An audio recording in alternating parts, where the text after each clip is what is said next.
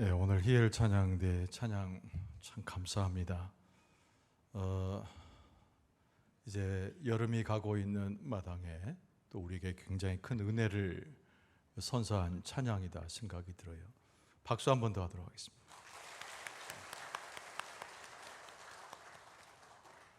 네, 하나님께서 우리 찬양대에 찬양 받으시고 기뻐하신 것처럼 우리 예배를 기뻐하실 텐데 오늘 말씀을 나누는 시간도 하나님의 축복과 은총으로 함께 하실 줄로 믿습니다. 네, 오늘은 빌립보서 4장 6절 이하의 말씀입니다. 아무것도 염려하지 맙시다 라는 제목입니다. 이 제목 한마디에 오늘 설교 전체의 내용이 담겨져 있습니다. 한번 따라서 합시다. 아무것도 염려하지 맙시다. 하나님 앞에서 또 우리 성도들 앞에서 약속을 했으니까 아무것도 어떤 일도 어떤 경우도 염려하지 맙시다. 이것을 우리의 마음에 좀 새겼으면 좋겠다라고 하는 바람입니다. 한 이야기를 들려주죠. 그냥 유머 이야기입니다. 한 할머니가 길을 걷고 있었습니다. 근데 이 할머니 머리에는 큰 짐이 올려져 있었고요. 어깨에도 팔에도 보통 무게가 아닐 듯 싶은 큰 짐을 지고 끙끙거리면서 길을 걷고 있었습니다. 근데 마침 옆을 지나던 용달 트럭이 한 대 있었어요. 근데 이 기사가 이렇게 창문 밖을 보니까 할머니가 고생하면서 길을 걷는 거예요. 그래서 그냥 지나칠 수 없어서 그 할머니를 그 용달 조그만 트럭 뒤에 태워드렸습니다. 조금 지나고 보니까 이 트럭 기사가 자기에 있는 위에 미러를 통해서 뒷부분을 보니까 이상한 광경을 하나 보게 된 거예요. 다른 것이 아니라 이 할머니가 용달 뒤편에 서 계셨는데 여전히 머리 위에다가 짐을 그대로 안고 어깨나 팔에 짐을 내려놓지 않고 있는 거예요. 용달차 이 기사가 너무 놀랐습니다. 그리고 차를 잠깐 세우고 나서 이 할머니에게 질문해요. 할머니, 왜 그 머리에 있는 짐 또 어깨 팔에 있는 짐 내려놓지 않았습니까? 이 할머니가 이렇게 대답을 했습니다. 참 얼굴에 미안한 얼굴을 하고 이렇게 대답하는 거예요. 기사님, 저를 태워준 것도 너무 감사한데 어떻게 짐까지 맡길 수 있겠습니까? 뭐 집에 가서 웃으시려고 그러는가? 우리 일상적인 삶이 그리스도인이면서 하나님을 따르는 믿음의 사람이면서 이 할머니와 별반 다르지 않은 삶을 우리가 살아갈 때가 많습니다. 하나님은 우리의 모든 것을 붙들고 계시지요. 우리의 손과 발과 우리의 삶의 모든 형편을 하나님이 돌아보시고 짐을 줘주십니다. 그럼에도 불구하고 우리는 믿음 안에 있으면서도 우리에게 넘겨져 있는 수많은 무게들을 하나님 앞에 맡기지 못하는 어리석은 삶을 살 때가 많다는 것입니다. 삶의 무게로 인해서, 삶의 걱정과 근심 덩어리로 인해서 우리는 항상 괴로워합니다. 그래서 그것이 우리에게 어떤 원인이 됩니까? 불안을 가져다 주고 시시때때로 떨어뜨려 볼 수 없는 염려 속에서 우리의 삶을 살아가는 것이 우리의 형편이기 쉽다는 것입니다. 우리의 삶에서 시시각각 불안을 만나요. 염려와 걱정을 하지 않는 사람은 없습니다. 불안, 염려, 낯설지 않는 낱말이라고 우리는 생각을 하게 됩니다. 근데 불안이 크고 작은 것일수록 여러분 그것의 성질이 있는데 우리의 삶의 전체를 갉아먹곤 하는 부정적 영향을 주는 것이 불안과 염려입니다. 어떤 사람이 그런 얘기를 했어요. 불안이라고 하는 것은 우리의 마음을 통해 흐르는 두려움의 얇은 물줄기다. 이렇게 유명한 말을 했습니다. 우리의 삶에 큰 두려움이 있는데 그 한 가닥의 물줄기가 우리의 마음에 다가오는 불안과 염려라는 것이지요. 여러분, 현대사회를 살아가면서 우리가 많이 듣는 표현이 스트레스입니다. 또 심지어는 공황장애, 이런 말을 많이 듣기도 하고 사용하기도 합니다. 정신과 전문의들이 우리나라 전역 가운데 제일 많은 환자를 접할 때 그 환자의 병명의 이름이 정신장애, 스트레스로 인한 공황과 그 삶에 굉장히 어려운 일을 겪는다고 하는 보고가 있습니다. 여러분, 우리는 수없는 염려 가운데 살아가요. 물질의 문제가 우리를 옥죄이기도 합니다. 재정의 상태가 우리에게 염려의 거리가 되는 것이죠. 또 우리가 나이가 들면서 우리는 건강이라고 하는 문제에서 헤어날 수가 없습니다. 또 자식이 자라고 손주가 생겨나면은 그 자녀들의 앞날에 대해서 우리는 여러 번 근심하고 걱정하기 십상입니다.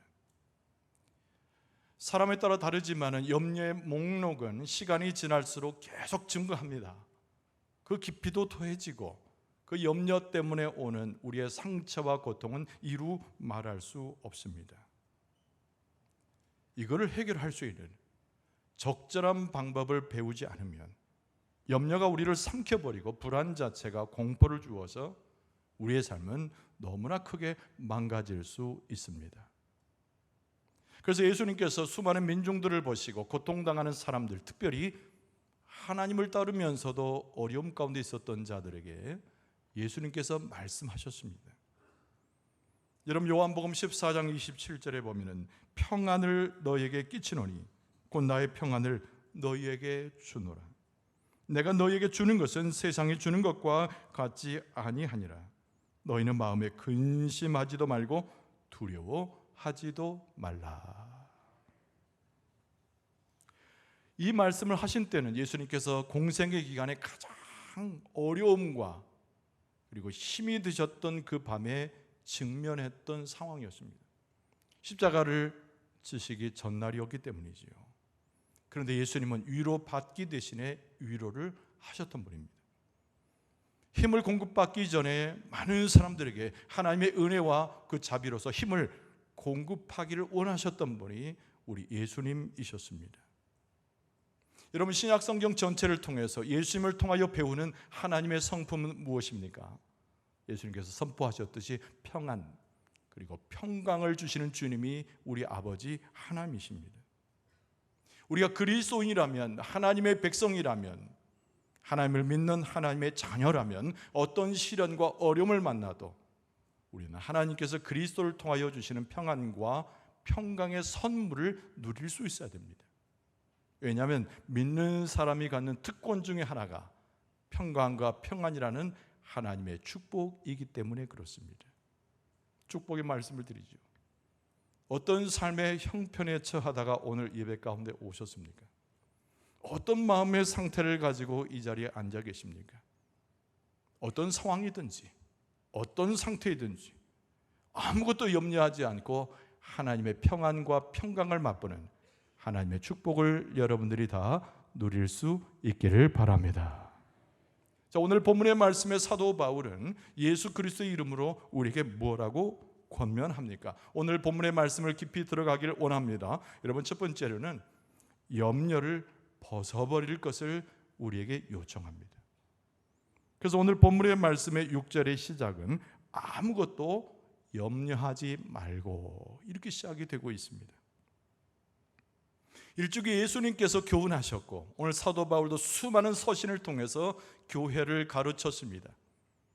우리에게 시시각각으로 다가오는 걱정과 염려와 그리고 근심들, 여러분 그 원인이 무엇이라고 예수님 그리고 바울은 진단했을까요? 단순하게 두 가지입니다. 하나는 믿음의 부족 때문이고 또 하나는 하나님의 나라를 대망해서 믿음의 삶으로 나아가야 할 우리가 세상의 더러운 것과 취하지 말아야 될 것을 취함으로 우리 가운데 내려지는 것이 염려와 근심이라고 하는 진단입니다. 잘못된 생각에서 비롯된 것, 잘못된 생각 가운데 삶의 영위함에 믿음과 전혀 상관이 없는 우리의 모습으로 행하게 될 때에 우리 가운데는 염려가 남고 근심이 남고 심지어는 공포가 되어서 예수 그리스도를 뒤따르는 그리스도인의 삶에 큰 조척을 경험할 수 있음을 성경은 교훈했습니다. 하나님의 나라, 하나님의 의를 구함에도 불구하고 전혀 무관한 삶을 살아갈 때 우리 가운데 떨쳐버릴 수 없는 것이 염려와 근심이라는 것입니다. 그래서 오늘 본문의 말씀이 교훈하고 복음서가 그것을 교훈하고 예수님께서 수없이 교훈하셨습니다. 여러분, 그런데 우리 가운데 불행한 것은 믿음의 부족 때문이 아니요, 하나님의 나라에 걸어갈 때 당하는 시련이 아니라 우리가 삶의 욕심과 탐욕 속에서 우리의 마음에 남아있는 염려라면 심각한 문제가 됩니다.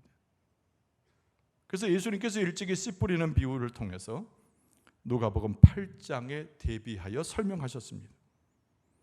이런 8장 14절에 보면은 가시떨기에 떨어졌다는 것은 말씀을 들은 자이나 지내는 중에 이 생의 염려와 재물의 향락의 기운이 막혀 온전히 결실하지 못하는 자라고 예수님이 말씀하셨어요. 하나님의 말씀을 받아요. 예수 그리스도를 따라가는 그리스도인이에요. 그럼에도 불구하고 세상의 연락과 이 생의 자랑, 우리의 욕심의 안목 때문에 우리가 아무것도 아닌 존재로 넘어지고 만다는 겁니다. 그리고 예수님께서 곧바로 말씀하시기를 8장 15절에 좋은 땅에 있다는 것은 착하고 좋은 마음으로 말씀을 듣고 지키어 인내로 결실하는 자니라. 하나님의 나라를 대망하면서 인내하고 염려와 근심을 벗어버리는 자는 세상적 욕심에 이끌리는 자와 전혀 다르게 모든 하나님의 위대한 결실과 축복으로 그의 삶을 살아갈 것임을 예수님께서 씨 뿌리는 자의 비유를 통해서 가르쳐 주셨어요. 그래서 우리가 염려라고 하는 이 낱말을 성경에서 만날 때 우리 마음 가운데 잘 분리해서 봐야 됩니다. 내가 하나님을 향한 믿음의 부족에서 오는 염려인가? 아니면 세상 것을 취하고 세상 가운데서 삶을 살아가다가 육신적인 것, 육체적인 것으로 내가 염려하고 걱정하는 것인가를 구분해야 된다는 거예요. 오늘 본문의 말씀에 사도 바울이 그리스도의 이름으로 알려주고 있는 이 말씀은 하나님의 나라를 대망하면서 그러나 우리의 삶에 걸려드는 수많은 염려들, 근심들, 그것을 어떻게 주의 은혜 가운데 헤쳐나갈 것인가를 교훈하고 있어요. 여러분, 세상적 근심 때문에, 세상적인 욕심 때문에 우리 안에 염려를 가진 자가 아니라 예수 그리스도를 쫓아가는 믿음의 삶에서 염려가 생기거든. 그리스도의 말씀과 하나님의 능력과 성령의 역사로 그 염려를 잊어버리고 주의 은혜 아래 들어갈 수 있는 여러분과 저의 모습 될 수 있기를 주의 이름으로 축원합니다. 오늘 본문의 말씀에 사도 바울은 그리스도의 이름으로 우리에게 무엇을 권고하고 있는가? 아무것도 염려하지 말라는 거예요. 그럼 무엇을 취할 것인가의 이야기가 그 다음부터 펼쳐지는 것은 당연한 논리입니다. 아무것도 걱정하지 말라는 거예요. 어떤 두려움에도 들어가지 말라는 겁니다. 그러면서 이것을 행할 것을 요청하는 그리스도의 이름으로 권면하는 사도 바울의 말을 만나게 돼요. 아주 단순하게 이야기하면 두 번째가 하나님께 나아가는 겁니다. 너무 단순하지만 여기는 진리가 있고 여기는 생명의 길이 있고 하나님의 권세가 있어요. 따라서 해봅시다. 하나님께 나아가야 합니다. 이 제목을 꼭 기억하세요. 여러분, 사도 바울은 오늘 본문의 말씀 속에서 하나님께 나아가는 방식과 하나님이 주신 축복을 얻기 위해서는 세 가지의 낱말을 동원하고 있습니다. 첫째는 기도하는 것이고, 두 번째는 하나님 앞에 간구하는 것이고, 그리고 기도로 하되 감사라고 하는 낱말을 여기에 뚜렷이 적고 있음을 보게 됩니다. 기도로 가라는 거예요. 기도로. 여러분, 그런데 사도 바울이 아무것도 염려하지 말고 너희들이 첫 번째 취할 태도는 하나님 앞에 기도하라는 겁니다. 도대체 이 기도가 무슨 의미가 있길래 사도 바울은 그 많은 낱말과 그 많은 영적 비밀들 가운데 첫 번째로 기도를 언급했을까요? 여기서 기도하라고 하는 것은 다른 것이 아니라 어원적인 의미로 보면 하나님과 얼굴을 맞대어라, 그런 뜻입니다. 기도는 다른 것이 아니에요. 하나님을 대면하여 하나님의 얼굴을 맞대는 것이 기도입니다. 여러분, 하나님께서는 가장 기뻐하는 자의 모습을 하나님 앞에 가까이 오는 자라고 말씀하셨어요. 여러분, 거룩의 의미도 하나님 앞에 가까이 오는 것이고, 하나님을 경배하는 의미도 하나님께 가까이 오는 것이고, 하나님의 주의 뜻을 쫓아가고자 하는 심령도 하나님께 가까이 오는 것인데, 사도 바울은 그것을 기도라고 말했어요. 그러니까 우리가 염려 가운데서, 걱정 근심 가운데서 주를 쫓아가는 삶에 고난과 시련이 있어도 그를 깨쳐버릴 수 있는 첫 번째 가장 중요한 것은 하나님의 얼굴을 맞대어 가까이 가는 하나님 앞에 기도하라는 거예요. 기도할 때 하나님이 기뻐하시죠. 그리고 두 팔을 벌려서 그 얼굴을 대면하기 원하는 하나님의 백성들을 껴안아 주신 분이 우리의 아버지 하나님이신 줄로 믿습니다. 그런데 하나님께서 우리를 껴안아 주실 때 잊지 않는 것이 있어요. 우리와 하나님 사이를 중보하시는 예수 그리스도의 은혜를 잊어버리지 아니하시죠. 대제사장이 되십니다. 예수님은 우리의 중보자가 되십니다. 예수님께서 나를 위해서, 우리를 위해서 기도하시면서 함께 하나님 앞에 나아가요. 그래서 여러분, 히브리서 기자는 하나님의 은혜의 보좌 앞에 우리가 나가는 존재인데, 기도하여 주 앞에 서는 존재인데, 우리의 중보자 되신 예수 그리스도를 통하여 하나님을 만난다는 것을 강조했습니다. 여러분, 히브리서 4장 16절에 그러므로 우리는 긍휼하심을 받고 때를 따라 돕는 은혜를 얻기 위하여 은혜의 보좌 앞에 담대히 나아갈 것이니라. 할렐루야. 예수 그리스도와 동행하여 예수 그리스도와 함께 우리의 중보자 그리스도와도 하나님 앞에 나아가는 게, 그게 기도라는 거예요. 하나님의 얼굴을 대면하여 기도하는 것이라는 거예요. 여러분, 그것만이 아닙니다. 성령께서 우리를 도우셔서 우리가 기도로 언어를 할 때에, 기도할 때 어떻게 할 바를 몰라 할 때에 우리를 가르쳐 주시고 우리를 위해서 탄식해 주시고 기도에 성공하도록 돕는 분이 우리 성령님이십니다. 그래서 말씀 가운데 보면 로마서 8장 26절에 이와 같이 성령도 우리의 연약함을 도우시나니 우리는 마땅히 기도할 바를 알지 못하나 오직 성령이 말할 수 없는 탄식으로 우리를 위하여 친히 간구하시느니라. 할렐루야. 우리가 기도하는 것이 아니라 진정 내용을 보니까 예수님께서 이끌어 가시고 성령이 도우셔서 하나님의 은혜의 보좌 앞에 나가는 것인데, 하나님과 얼굴을 대면하여 보는 거라는 거예요. 주를 따라가는 삶이 고단합니다. 십자가를 지고 나가는 삶에 시련이 있습니다. 그래서 인간이기 때문에 염려가 생겨나고 걱정이 생겨나고 심지어는 두려움에 처합니다. 그럴 때 사도 바울이 말하는 겁니다. 아무것도 염려하지 말라는 거예요. 그리고 하나님의 얼굴을 대면할 때에 중보자이신 예수 그리스도, 우리를 도우시는 성령이여 역사를 통하여 은혜를 베푸시는 하나님의 은혜의 보좌 앞에 나아갈지니라. 할렐루야. 그리고 나서 두 번째로 이야기하는 게 간구하라고 그랬어요. 간구한다. 여러분, 간구한다는 말은 기도하는 말과 유사한 거지만 내용이 전혀 다른 겁니다.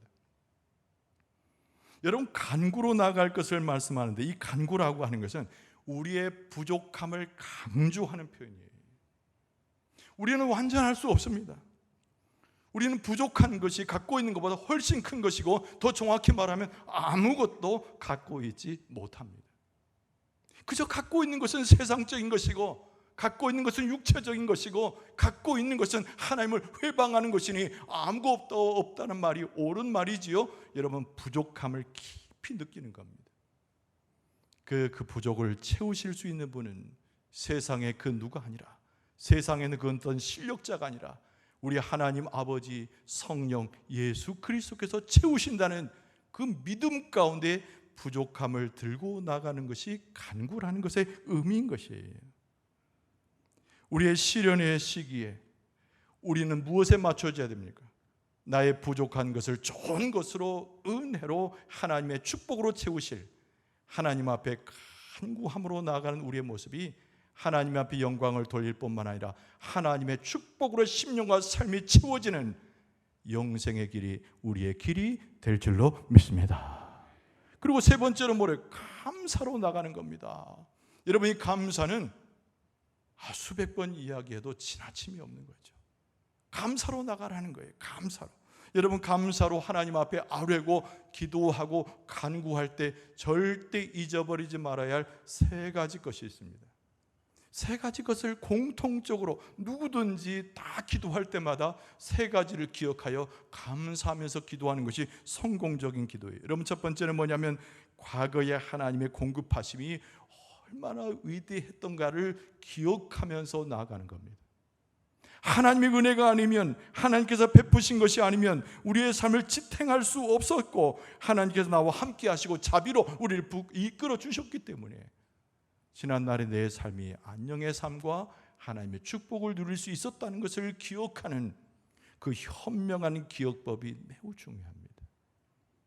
여러분, 하나님께서 지금도 우리를 지키고 계시지만 과거에 내가 태어날 때부터 훨씬 이전부터 하나님의 긍휼과 자비로 내게 축복을 주셔서 나와 우리와 함께하고 계셨는 줄로 믿습니다.